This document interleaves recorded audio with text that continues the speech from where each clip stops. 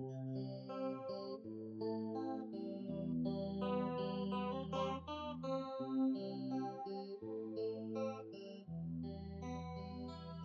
bonjour Franck Oniga. Bonjour, Donc aujourd'hui nous allons parler d'optimisme. ça va nous changer. Exactement, parce que c'est vrai qu'aujourd'hui lorsqu'on allume la télé, on voit plein de sujets tristes et notamment impossible d'allumer la télévision sans entendre parler de la crise.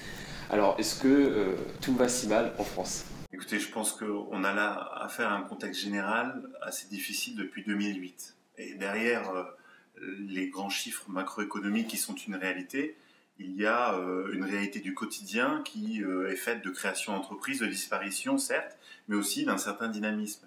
Et donc il faut relativiser ces grands chiffres ou ce contexte un peu morose par la réalité observée dans nos agences au quotidien.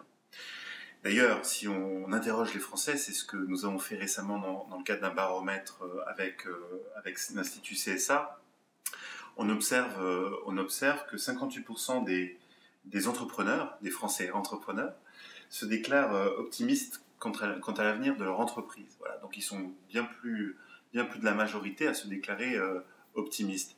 Alors que paradoxalement, ils restent assez négatifs ou assez pessimistes sur le destin collectif. Hein. Ils croient assez peu au collectif, sans doute le signe d'une société individualiste, mais ils restent assez optimistes sur leur affaire et leur vitalité individuelle. Donc on a encore des raisons, je crois, de rester optimistes et en tout cas mobilisés pour les accompagner. Alors justement, la vitalité d'un entrepreneur, donc c'est quoi?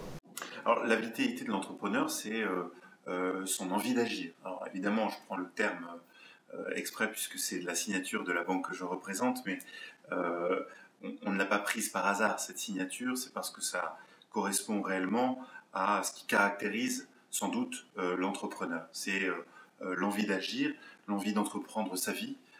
Souvent, dans les principales motivations de l'accès à l'entrepreneuriat, les chefs d'entreprise citent le fait d'être autonome, d'être son propre patron. D'être libre. D'être libre, voilà. Au fond, on n'est jamais réellement libre parce que l'entrepreneur dépend de ses clients. C'est ça. Mais en revanche, il a son avenir en main et il entreprend sa vie comme il entreprend, je dirais, le côté entreprise en créant une structure.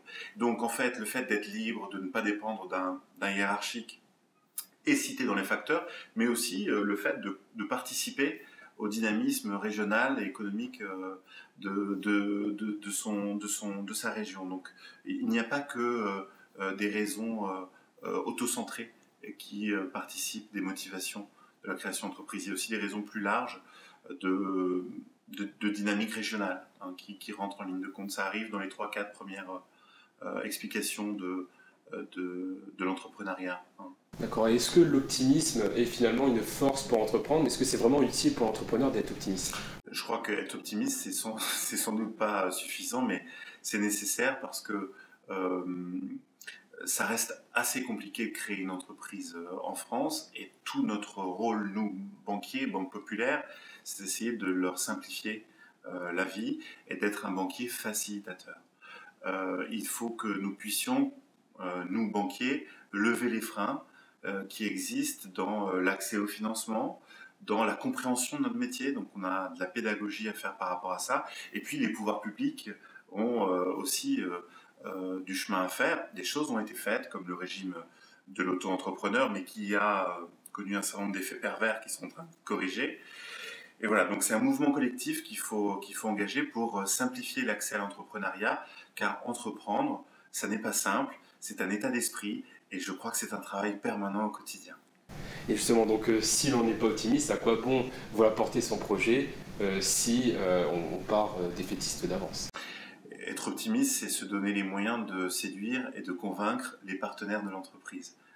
Évidemment, ses banquiers, mais aussi, surtout, ses clients. Donc l'optimisme, je crois, a cela de sympathique, il est communicatif, bien souvent. Donc on en a besoin pour entreprendre, sans doute.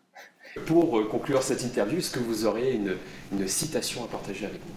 Alors, pas de citation particulière, mais en revanche, un message euh, qui me semble assez important.